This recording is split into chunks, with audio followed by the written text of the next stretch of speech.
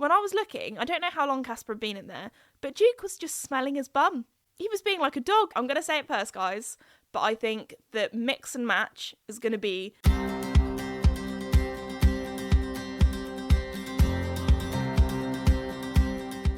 Hello everybody, and welcome back to my podcast, Esme's Country Life. Coming up in today's episode, I'm going to be talking about Casper's little kind of, I don't know how to describe it, he basically jumped fields, he escaped, he went somewhere he shouldn't. I'm also going to be talking about my exciting trip to Ireland, also my trip to World Horse Welfare, and how my brother made me scream in public. Anyway, before we begin, I just want to say a huge thank you to the sponsor of the podcast, Red Post. Red Post is an equestrian and country store based in the UK, but they also ship all over the world.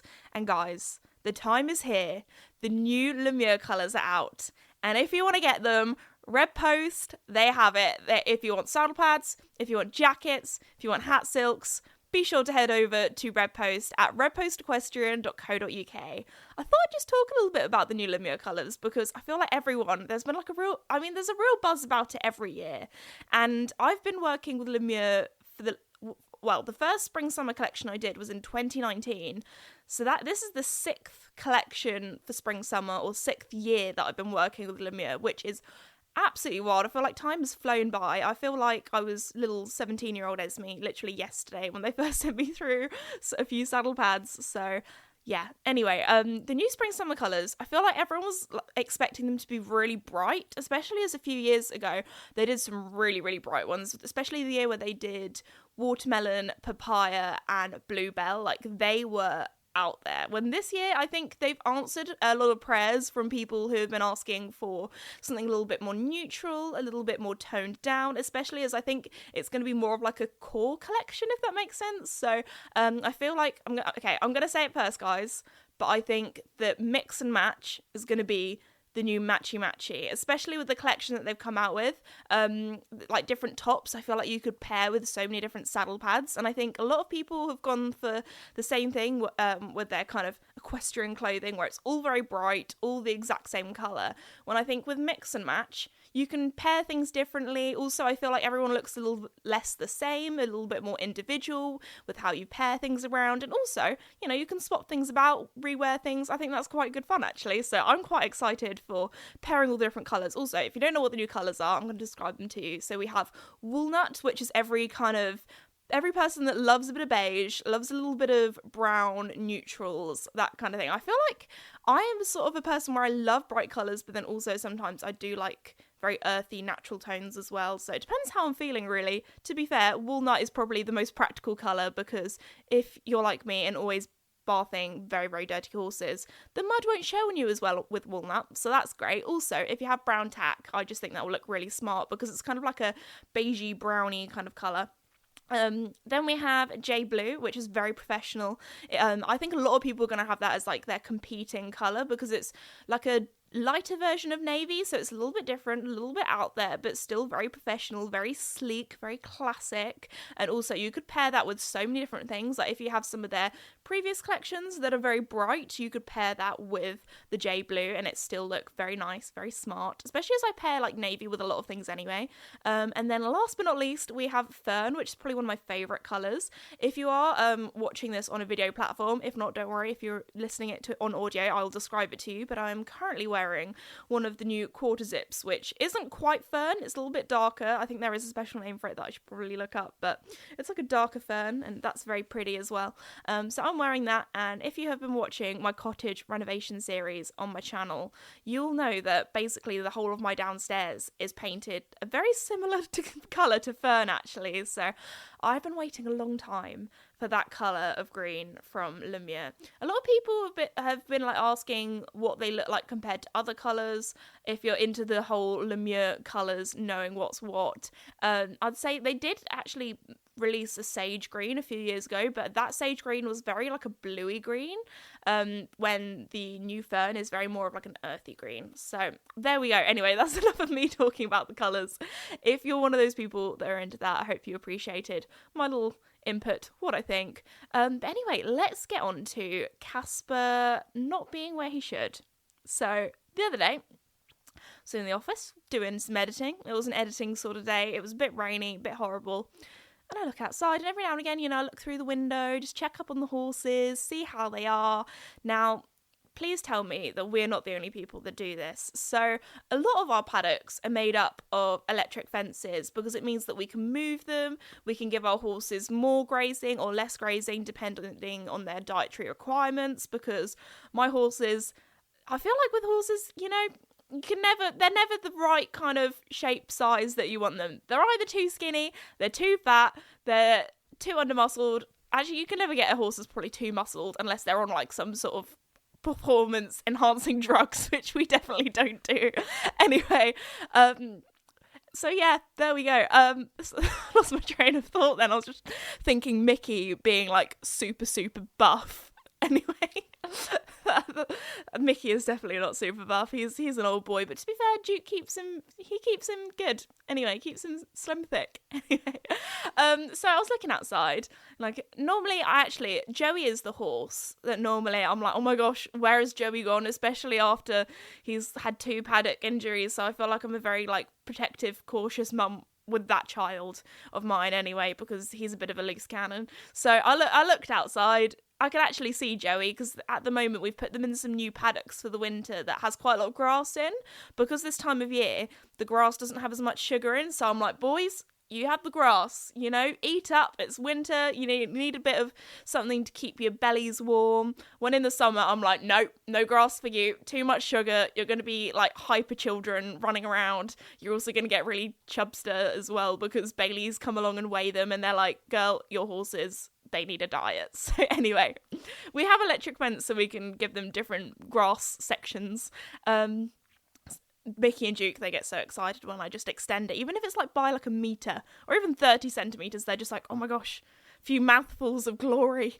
Anyway, so because we have electric fence, it sounds horrible, but all of the horses, they've tried and tested the electric fence. They thought, oh, I can just put my head through, I can just get this little bit of grass the other side, and they've been like, oh, you know what, nope, not doing that, no thank you.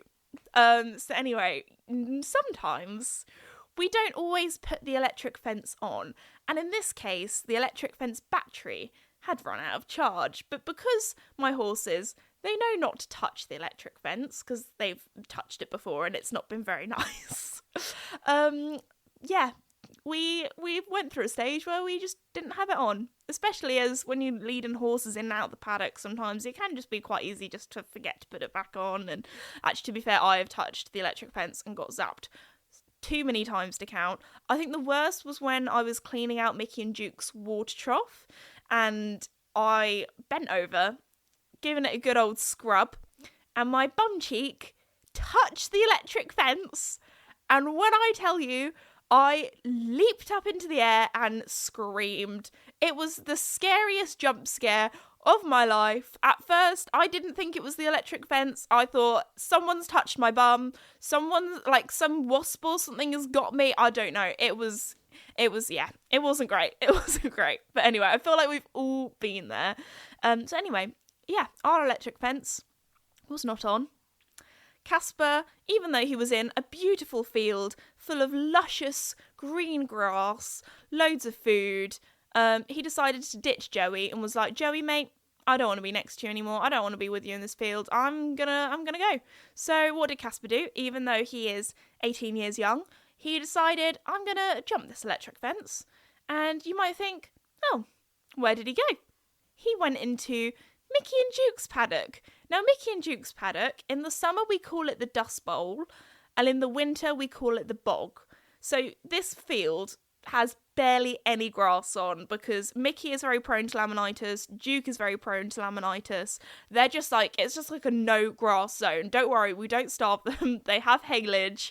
They're on the correct diet that they need, recommended by the vets, recommended by Baileys. But those two horses, if they have like a tiny bit of grass, it's like, not good. So they're on a very strict diet. So I don't know why, but Casper jumped into their paddock that has no grass at all. And I know Casper, he much prefers grass to haylage or hay or anything like that. And what did he do? He just started tucking into their haylage. He was just standing in their field, tucking in. So when I looked out, you know, doing my little count up, yep, Joey's there, he's still alive, that's all good. Got a little Mickey there, yep, Duke there. Oh, wait a second. There's 3 horses in this paddock. And at first I thought Casper was Mickey, and I was like, wait a second, Mickey looks quite big here. Maybe it's like the lighting or something. But no, it was Casper. And also, by the tracks that I saw of where Casper had been, he hadn't just, you know, popped over to Mickey and Duke's field. He popped over to, like, the pine forest bit at the back, which is currently, like, a bit of a no zone for the horses. It's where our kind of track is to our wood pile. But we also have, I feel like, I think most farms have, like, just like a corner where it's a bit of a dumping ground. Please say it's not just our place. But, like, for example, we have some sledges there that were, like, childhood sledges that me and my brother would go sledging on in the winter when it actually did snow. Like, we just haven't not had any snow much recently. What else is there? There's lots of pallets. Just, you know, you never know when you need some pallets of wood. So we got some pallets of wood. We have the old muck truck, which is deceased. That is a bit rusty. We have an old caravan that is more than deceased, that my dad bought for £1 from his uncle, I think, or something like that. Mate, that caravan, I wouldn't be surprised if some sort of mould spores were growing in there that would end the earth, like in The Last of Us. Because if you go, oh no, you don't want to go in that caravan. I don't know, that is going to sit and rot there for the rest of its life. I don't know how we're going to get that out of the field at some stage, but anyway, that's there. What else do we have? Some harrows and other bits and bobs, tractory things, you know. So anyway, that's like a no-go zone for the horses, especially as we used to when it used to just be Mickey, Casper, and the donkeys, they would zoom around in there. Obviously, we'd have, like, all the tractor bits cornered off, because that's not very good, or, like, things that they could get into and eat. Like, that's fine. But most of the pine forest woody bit that we have, I say it's a pine forest, it's literally not a forest. It's like a little corner with some pine trees in. But anyway, we call it the pine forest because it sounds more fun. So anyway, they would, like, zoom around in there, and it got to the stage where the trees actually got quite big, and I was so worried that Mickey, bless him, his eyesight isn't as good as it used to be, and I was worried that he was going to run into a tree.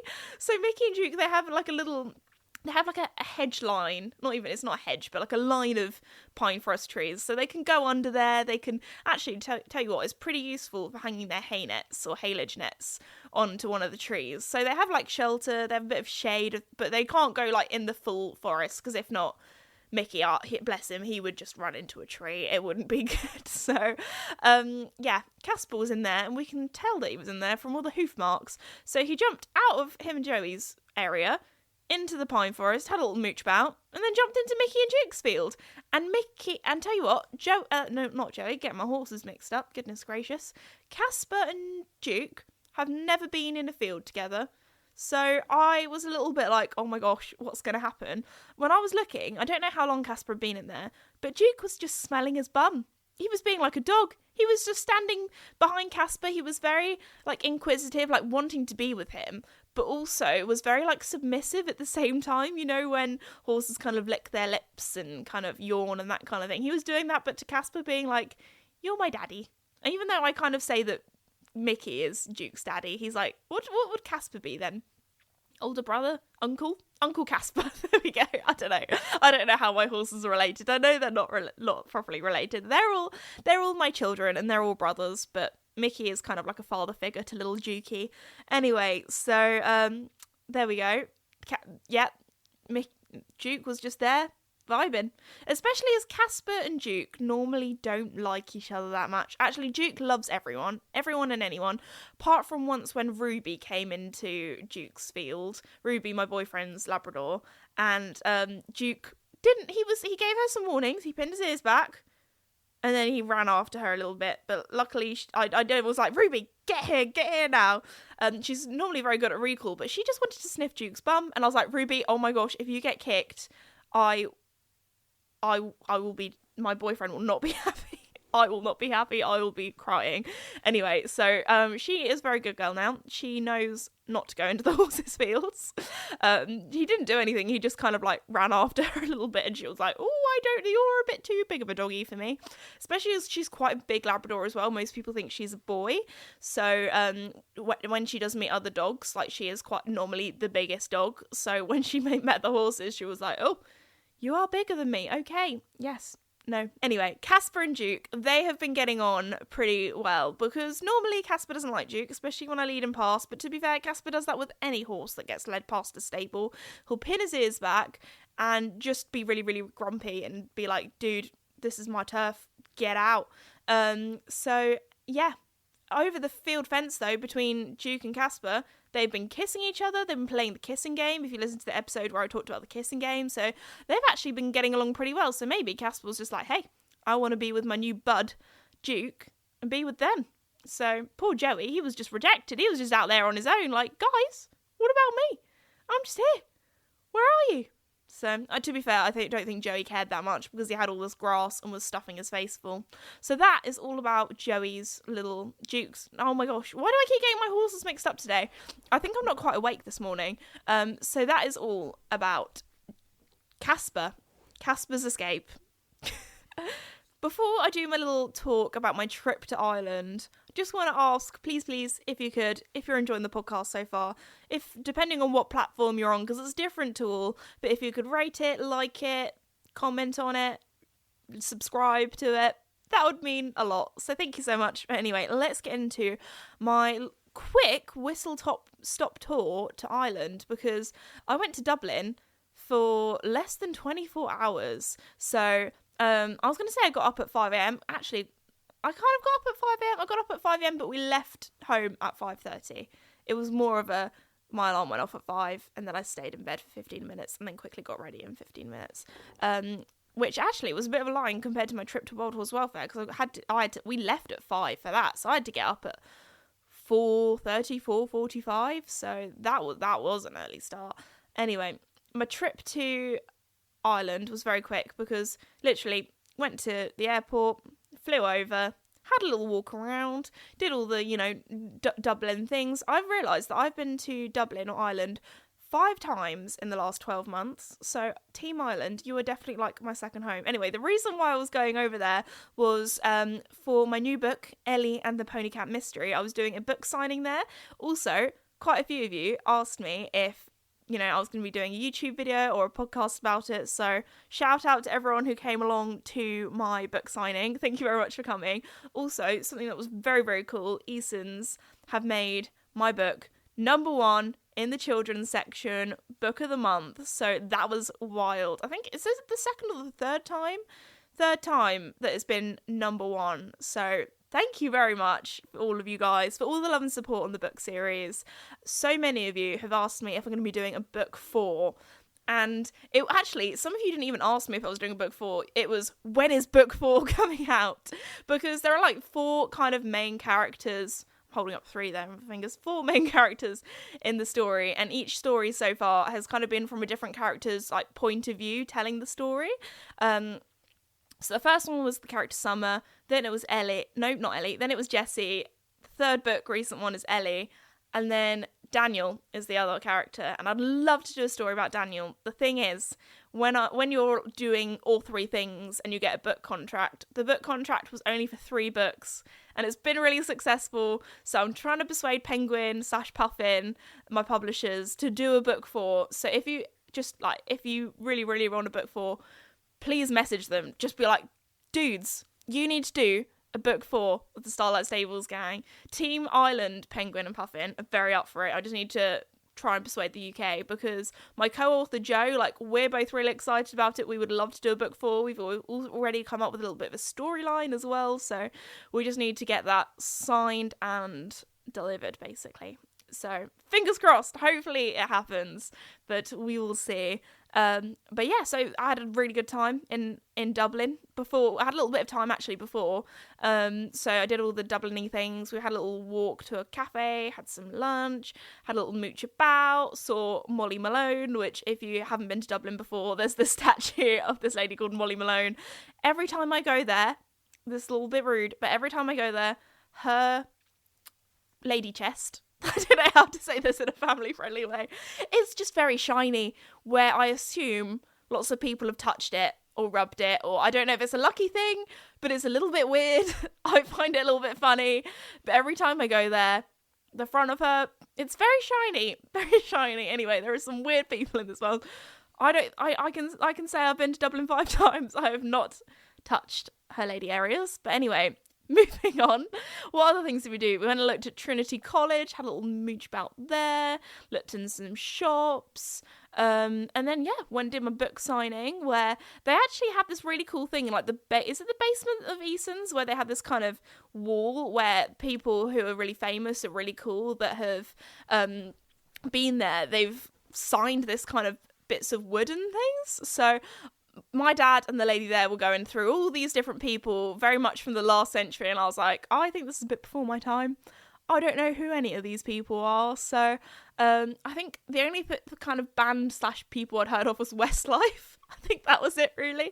But I was very, very honoured because they had a wall of posters where it said like the author and their name and their book, and the authors had signed it, and they put my one up on there, so that was really cool. I was on there along with Mary Berry and some other people and authors and things, but one of my friends is obsessed with Mary Berry, so I was like, I need to tell her, she'll be proud. So that was really fun.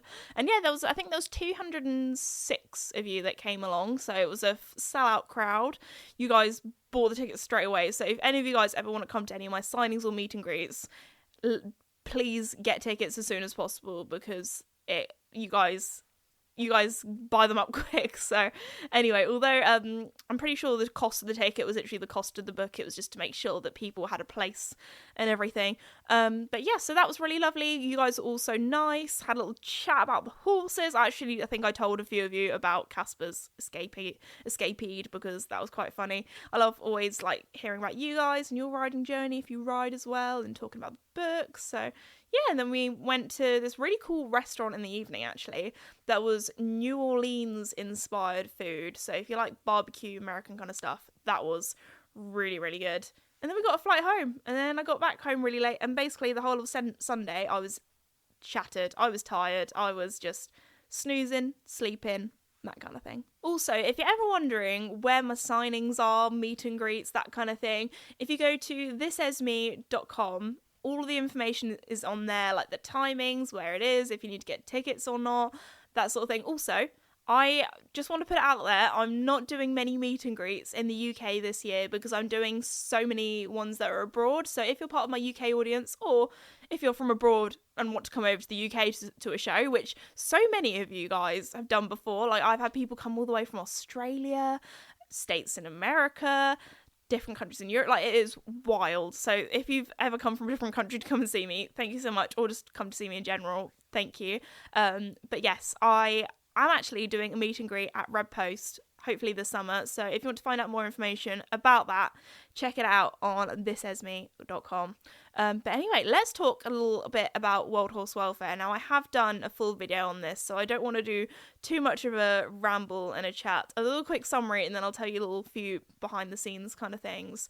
So if you have heard about it, that basically there's this story about the Dover 26, who were 26 horses who were found at Dover Port, very, very sadly, in horrible conditions. A lot of them were not fit for travel, were in a really, really bad state. There were 5 pregnant mares on that lorry as well, and the people that were driving the lorry said that there were only 19 horses when there were actually 26, and they were all crammed in, crushed in. And anyway, when officials saw how crammed in they were like, this is a little bit suspicious. So anyway, the person that was driving the lorry just skedaddled, left, abandoned all these horses. So World Horse Welfare have had to take in 26 of these ponies or horses that are in their care. So they need a lot of help. So if you do have any funds available or any way of helping World Horse Welfare available, please check them out and check out their website if you want to find out more information, or if you could share the videos or content that I've done on them to try and spread awareness, that would be great. So thank you very, very much, because they really need some help at the moment. So Anyway, we met the Dover 26, we met all of these ponies, and very sadly, a lot of them were maybe childhood ponies, especially as some of the handlers that I was talking to and a lot of the ponies that I met, they just looked like normal kind of pony club ponies or ponies that you'd see at like a local show. Definitely like some of them definitely look like childhood ponies, especially as the way that they were handled and things. A lot of them knew how to do basic stuff such as have their legs not picked out, have their legs picked up, to have their hooves picked out, and knew what things like carrots and apples and stuff like that were, because that's one thing that I've got a friend, she's got a rehomed like rescue pony, and she was saying when she first took him in, like, he didn't know what a carrot was, which is mind-boggling. And a lot of these horses, you can tell they've been through a lot. Like, I had like a little scoop of horse feed, and this pony was so scared. Like, it took about 15 minutes for it to come up and start eating. If that was my horses, that food would have been gone in a few seconds, like a flash. So some of the horses, their trust has come back pretty quickly, and you can tell that they've been handled and in their past life has been treated well by humans. And some of them, I don't know what they've been through, but they are just, yeah, it's really sad seeing horses scared, because whenever I go over to my horses, they come running over. They love the cuddles, they love the scratchies. Like, a lot of them were very head shy, didn't want any cuddles or any like scratchies or pats. But the really sad thing about these 26 horses is that we reckon that they were, or it's estimated that they were going over to Europe to be slaughtered, but also we don't know exactly how long of a journey that they were on, because a lot of them had no documentation, no passports. They also believe that they were actually travelled over to Ireland to try and get some sort of Irish or European documentation, and then travelled back over to the UK again. And yeah, so it's so sad to think of what a journey these horses have been on. But yeah, hopefully all of them will be looked after really well by, well, they definitely will be looked after well by World Horse Welfare, but over the next couple of months maybe, they'll, once they're all settled and happy and back to being used to being looked after by humans properly, they'll be looking for homes. So if any of you guys are interested in rehoming a horse from World Horse Welfare, also go and check them out. As you guys know, I've got Little Duke from World Horse Welfare, and it's been one of the best things I've ever done. I just can't imagine life without Little Dukey now. Although me and my dad, there was one, and we were like, oh my gosh, she was the spitting image of Duke.